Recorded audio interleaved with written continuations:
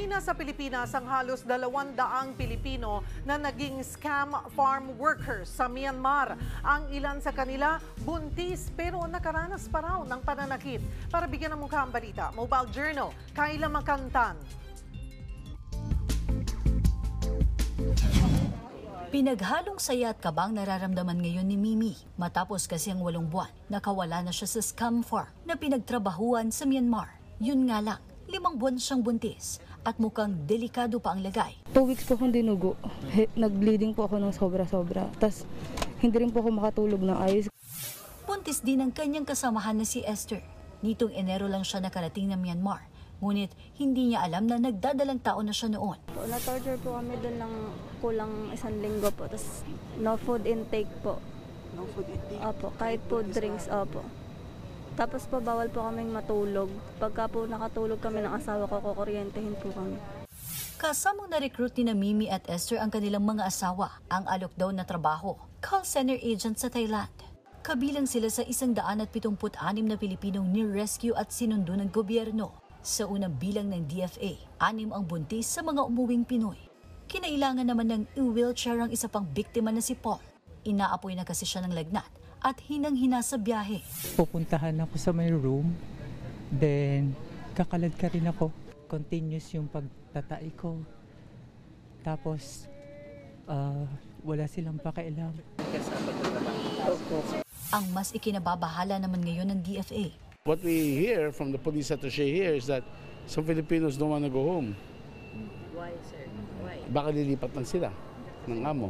No, kasi bumisita kami ron, some Filipinos are still doing, okay, ayaw pa kagad, umuwi.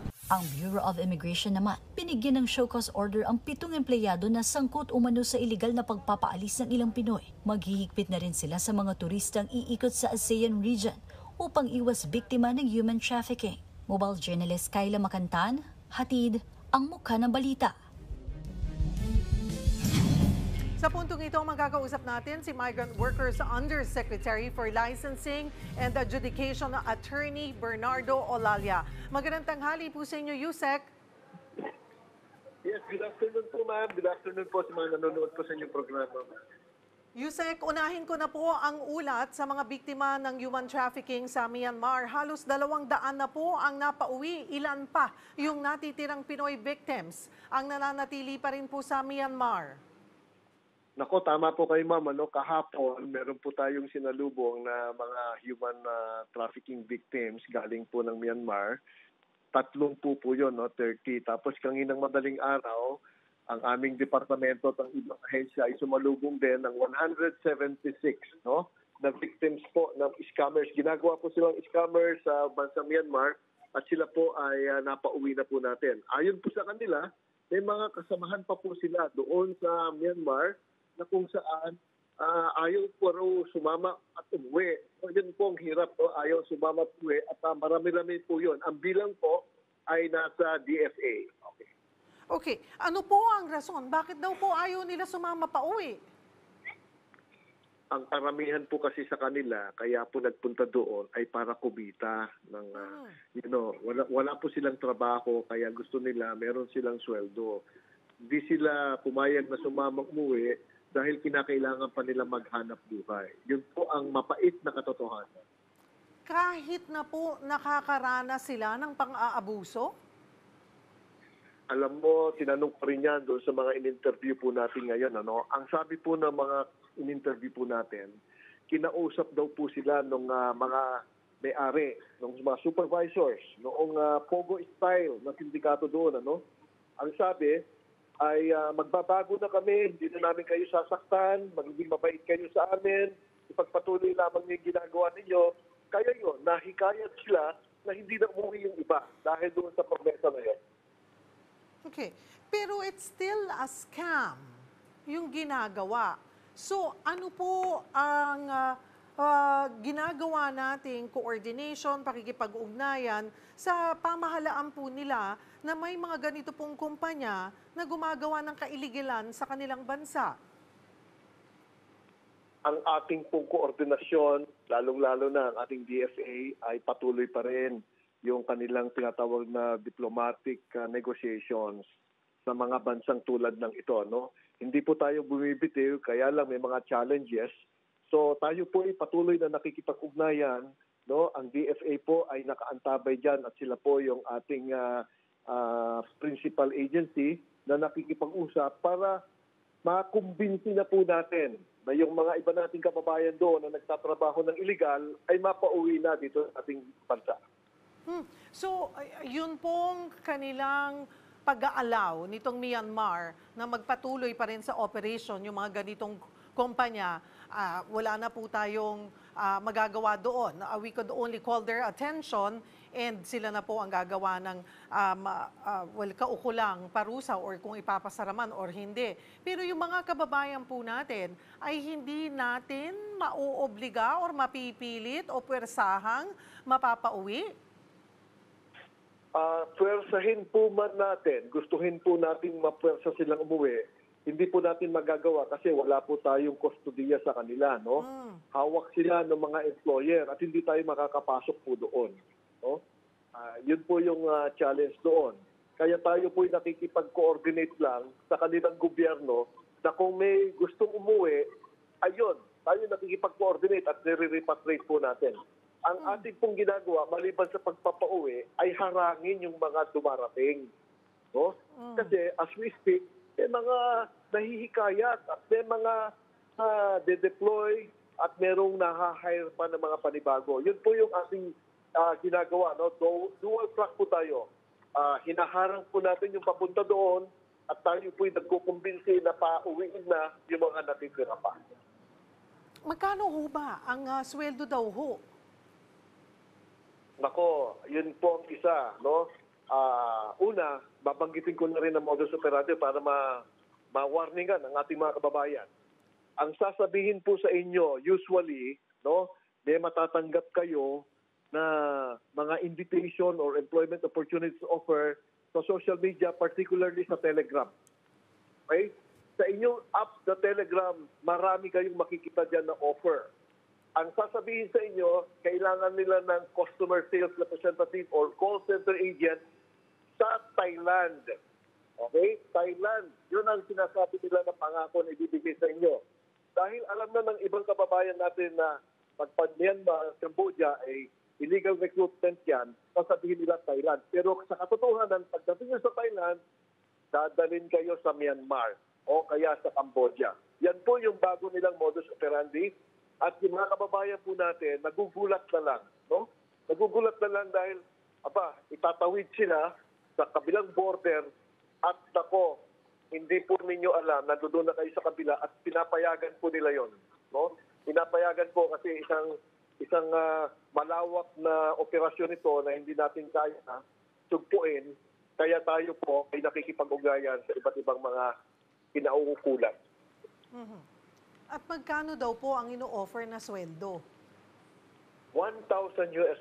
Yun po yung minimum. Depende po sa quota na matatanggap po nila at yung pong hindi nakakaabot ng quota doon sa kumpanya na ating napag-rescuehan, sila daw ay binibilad sa araw. O, sila ay ibinibilad sa araw na napakainit, hindi pinapakain. Yun ang ilang punishment pag hindi naabot ang quota. Ang kanina po sinabi nyo ay wala tayong karapatan, mas may karapatan yung mga employer kasi hawak na po nila itong mga kababayan natin? Meron po tayong sovereignty issue and jurisdiction issue doon. Hindi po tayo makakapasok basta-basta sa isang lugar, lalo at kontrolado po yan ng isang foreign government. No? Hindi po tayo papayagan doon. Kaya tayo po ay nakikipag-ugnayan sa kanila na kung may mga voluntary na gustong umalis, magpa-repatriate, yun lamang po ang ating paraan. Pero how would we know kung talagang voluntary at hindi sila pinipilit na manatili? Hindi naman po. Hindi sila pinipilit na manatili doon kasi nga, kung gusto na nilang umalis, pwede po silang umalis. No? Okay. Makakaalis sila. Kasi may mga pupunta na mga otoridad sa kanila, mga police, military officers doon sa kumpanya. At tinatanong sila kung sino ang gustong umuwi at umalis. at nagtataas ng kamay yung gusto umuwi at umalis. Opo. No?